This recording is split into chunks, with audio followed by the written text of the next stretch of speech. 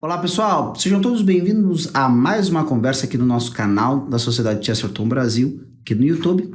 Se você ainda não nos segue, está chegando aqui um pouco, talvez desprevenido, pode já passar a seguir aqui o canal, lhe garanto, só vai ter coisa boa. Também pode ali clicar no nosso sininho para você receber notificações e curtir esse vídeo aqui, certo? A gente vai conversar um pouquinho sobre a questão de Don Quixote, que é para o romance moderno universal, várias pessoas consideram, vários críticos literários, da qual eu não vou citar nenhum aqui, né?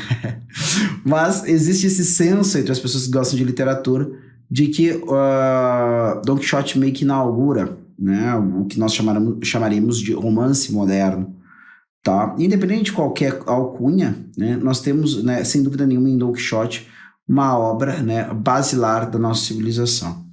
E ali nós temos agora um dos maiores críticos do nosso tempo, que é o Chesterton, falando sobre Don Quixote.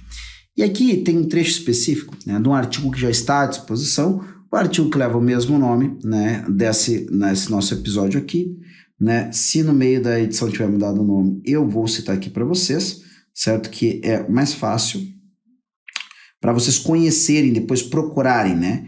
O nome é A Divina Paródia de Don Quixote, certo? Então é esse o artigo, né? Um daqueles artigos do Chesterton escrevia, né, para periódicos e assim por diante, tá? E tem um trecho que eu acho bastante interessante e que vai iluminar um pouco aquilo que é a minha pretensão, no médio e longo prazo, que a gente comece a estudar, fazer uma estrutura geral do pensamento do Chesterton. E a gente percebe que o Chesterton, sendo um homem muito, né, no compasso do seu tempo, é um homem que olha com especial enlevo para esse pensamento medieval, tá? Mas entendam bem, Chesterton não faz nenhum romance, né, do período medieval. É que talvez ele perceba o que muitos percebem, desde amantes, né, desde pessoas que gostam, e que são cristãos e que gostam do pensamento cristão, melhor dizendo, do pensamento católico, certo? Porque aquilo que é em grande parte, né, o pensamento protestante acerca do cristianismo é o que vai se consolidar na maneira de relacionar cristianismo, né, e outros assuntos depois na modernidade e na contemporaneidade. Pasmem quem nos acompanha, quem é nosso público aqui, né, que vem de comunidades eclesiais protestantes, certo? Em grande parte foi isso, né? O próprio pensamento moderno é fundamentado na atitude própria dos reformadores, certo? A questão do individualismo, da ideia, né, da livre interpretação da Sagrada Escritura, essas coisas todas, né? E isso não é, né, o pensamento medieval, e isso não é o pensamento cristão católico, certo? E o Chesterton acaba rumando para a conversão ao catolicismo justamente porque ele acabou percebendo que aquilo que ele havia construído como visão de mundo, e que está muito expresso no livro Ortodoxia, que eu recomendo vivamente que todos leiam, especialmente na nossa edição, que saiu com o box dos clássicos de Chesterton, tá? Dentro do Ortodoxia, ele vai perceber que o que encaixa com ele, né, que encaixa com esse pensamento dele propriamente é o pensamento cristão como apresentado, né, quando havia, aí alguns dizem assim, não, mas ali não havia ainda outras comunidades eclesiais, né, havia uma única comunidade eclesial católica e assim por diante, então nesse momento da unidade da cristandade, é esse o pensamento, né, que Chesterton percebe estar mais espraiado socialmente durante a Idade Média do que esteve depois nos outros períodos da história, sem com isso querer dizer que a sociedade do Ocidente medieval é propriamente católica, né? Ou seja, porque quando se diz isso, algumas pessoas querem entender que todas as atitudes do homem medieval recebem uma chancela, uma aprovação da Igreja Católica, o que não é verdade, certo? Ali haviam pessoas que também tinham todos os seus defeitos, né? Mesmo do ponto de vista da religião, certo? E que não eram fiéis ou coerentes com esse credo, né, do catolicismo, tá? Mas é interessante que o Chesterton vai remeter justamente a essas questões, porque, para quem não conhece Don Quixote, é um romance que, na verdade, em algum grau, acaba fazendo, né, uma grande paródia, né? Mas uma paródia muito fina, uma paródia assim, eu não gosto da palavra de paródia, porque paródia fica parecendo, né? Até hoje eu nunca ouvi a paródia propriamente, que eu diga, meu Deus. Claro, tem umas que são bem feitas, mas... Certo? Então, ele lida de maneira, né, irreverente, eu acredito que isso sim, com certos cânones e simbolismos que surgiam dentro da balada de cavalaria medieval, do romance de cavalaria medieval, certo? E assim vai dizer ele. Pode-se encontrar exemplo de coisa que está na mesma posição inescrutável e, portanto, eterna de Dom Quixote nas Bacantes de Eurípides.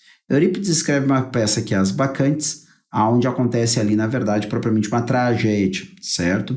Se alguém quer conhecer, leia a peça, vale bastante a pena, certo? Eu não vou dar aqui, dar spoiler de uma obra de quase de 2.000 anos, 2.500 anos é complicado, né? Mas é bacana que se leia para ter o choque e tudo mais, mas é chocante, né? O que é descrito por Eurípides nas Bacantes é chocante, né? A Bacante remete ao deus Baco. Bacantes são aquelas que estão ali envolvidas no culto de Baco, certo? Ali também estamos às voltas com uma guerra travada por um senso comum robusto e justo contra um feroz, fugidio e inclassificável arroubo religioso.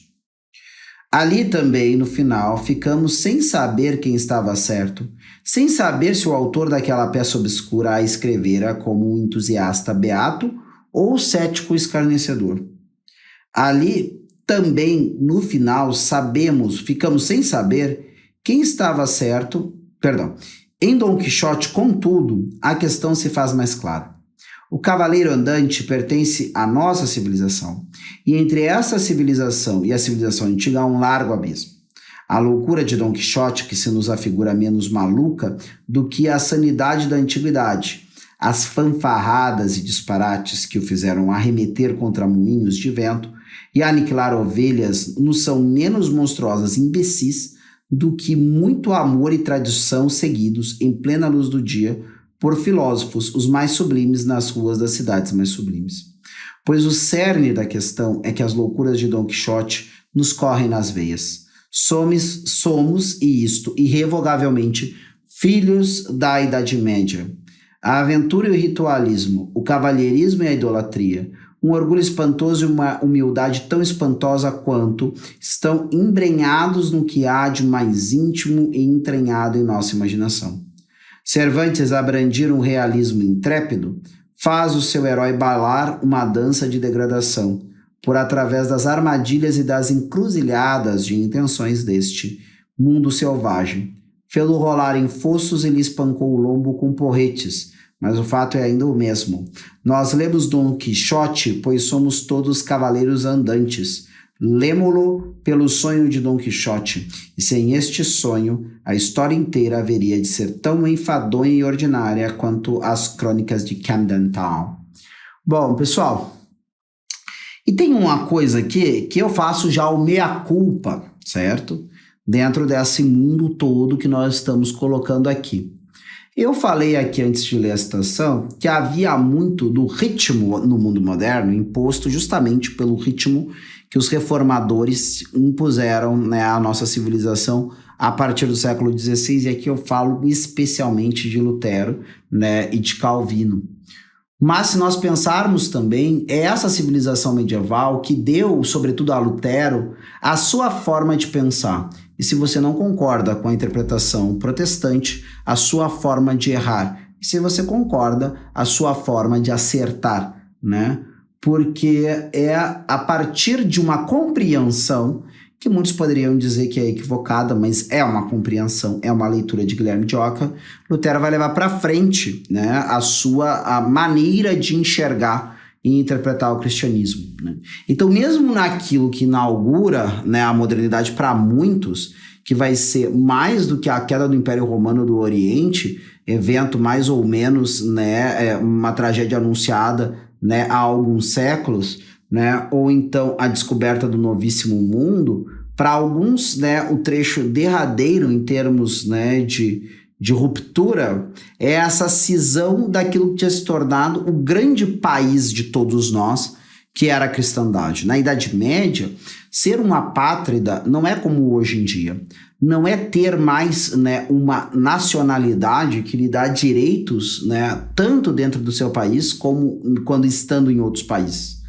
Ser um apátrida durante o período medieval, e talvez até indo à frente dentro da Idade Moderna, dependendo do lugar que você estava, era ser alguém excomungado, alguém que estava fora da comunhão da Igreja Católica ou mesmo das comunidades eclesiais que surgiram a partir da Reforma Protestante, porque havia também, né, uma exclusão das comunidades, né, luteranas ou calvinistas, né? Existia um processo também inquisitorial por parte dessas sociedades. Houveram atos de fé e execução por questão de religião também entre, né, as sociedades que aderiram à visão de mundo e à visão de religião protestante.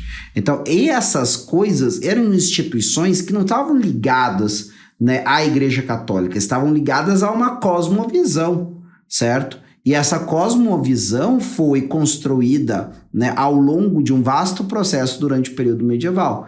Diga-se de passagem, o período medieval deu um tom mais ameno e mais humano para essas instituições, né? Quem olha para a humanidade da antiguidade e acha a antiguidade a humanidade na antiguidade clássica algo mais humano, mais sublime, certo? Sinceramente tem que olhar com um pouco mais de detalhe para o que realmente se fazia durante esses períodos, certo? Ou repensar a sua ideia de sublimidade, de bem, de belo e de verdade. Tá? Então, tem esses fatos. O que o Chesterton nos traz com a sua análise de Dom Quixote é nos dizer uma coisa de maneira muito concreta, que nós estamos diante de um fato que muitas vezes, né, foi esquecido. Nós temos essa guerra, né? Novamente, remeto a essa ideia do Chesterton como o rei dos paradoxos, ou mesmo, né, o príncipe dos paradoxos, ou a sua própria visão de um mundo que toma um trecho, né, ao qual, por exemplo, é a acusação mútua, né, em todas as comunidades eclesiais ou igreja, né, ou acusar as outras, né, desse tipo de coisa, de heresia, assim por diante.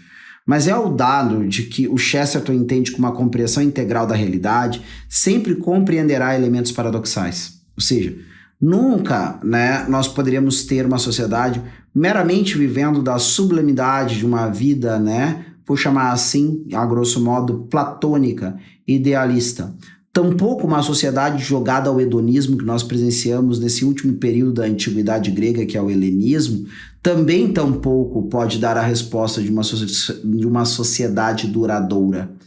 Mas quando nós olhamos, né, para Dom Quixote e mesmo essa sociedade, né, medieval, que é em algum grau satirizada ali por ele, nós percebemos os esforços com seus acertos e erros de uma sociedade que talvez tenha compreendido mais do que qualquer outra, certo? Qual é o segredo da vida? O segredo da vida é entender que a sublimidade no homem caminha sempre ao lado de coisas muito básicas e às vezes até coisas vis. Nenhum homem saudável, né, vai, né, não ter, por exemplo, né, uma boa frequência, né, ao seu banheiro. E no seu banheiro ele vai deixar coisas muito vis ali, certo? Só que se aquelas vilezas não saírem dele, é sinal de que ele não está com uma boa saúde. Agora, quereria o homem não deixar as suas vilezas, né, dentro ali do seu banheiro, né, para não ter que olhar ou de alguma forma, né, ver a existência de coisas que não são, né, nem limpas nem cheirosas, né, à custa de perder a própria saúde ou ficar mal? Qualquer pessoa que passou por uma constipação aí sabe, né, que isso jamais é algo, né, preferível. Ou seja, a vida humana envolve sim, né, elementos de dor, de luta, de fracasso, de exposição a sangue, sujeira, suor e assim por diante.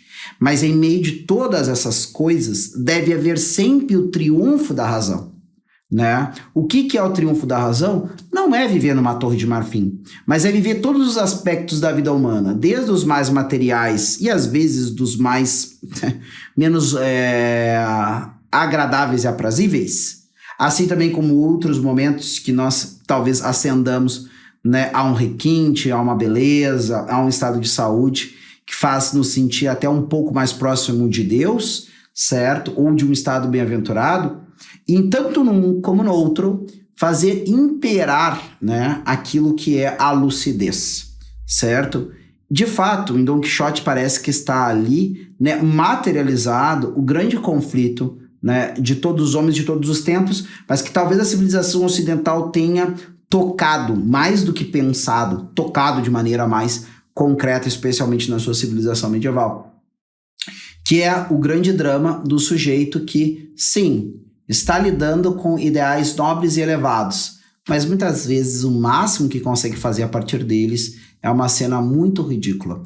Até que de ridículos em ridículos, né, o homem começa a rir de si mesmo e não se levar a sério demais, e aí ele alcança o estágio de sabedoria, e aí então ele consegue, né, quem sabe realmente fazer, né, desse jeito bem humorado, que era uma especialidade de Chesterton, uma figura que quem olhar para ele, né, diz assim, simpático o sujeito, até poderia rir dele de vez em quando, mas sem dúvida nenhuma, aí está um camarada respeitável, um sujeito confiável e uma ótima pessoa para no fim do dia compartilhar uma porção de cheddar, né, com um bom gin ou uma cerveja bem gelada. Ou não tão gelada assim para quem, né, tá tomando aí essas cervejas bem feitas, que às vezes não precisa não estar lá estourando, né, estar trincando. A gente sabe que uma cerveja bem feita muitas vezes pode estar numa temperatura geladinha que está muito bom, certo? Mas você vê nesse sujeito, né, uma pessoa confiável, certo?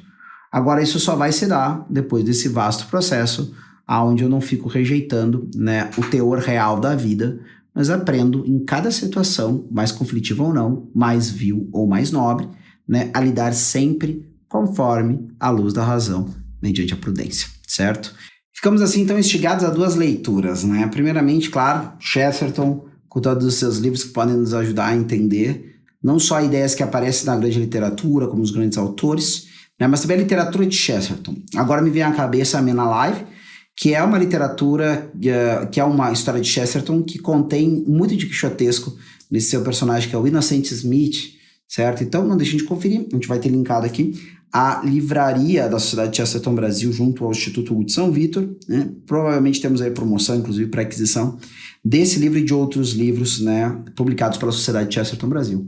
E também a leitura do próprio romance de Cervantes, certo?